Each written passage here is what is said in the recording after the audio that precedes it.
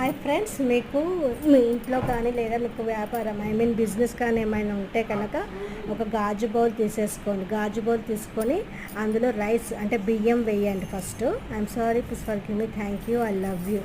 బియ్యం వేసాక దాంట్లో కొంచెము షుగర్ వేయండి. దానిపైన ఇలా షుగర్ వేసేసి తర్వాత ఒక వెల్లుల్లి రెబ్బ తీసేసుకొని డాలర్ సింబల్ వేయండి. రెడ్ పెన్తో వేయండి. నాకు రెడ్ పెన్ అవైలబుల్లో లేదు కాబట్టి బ్లూ పెన్తో వేశాను. సో మీరు మాత్రము రెడ్ పెన్తో వేయాలి.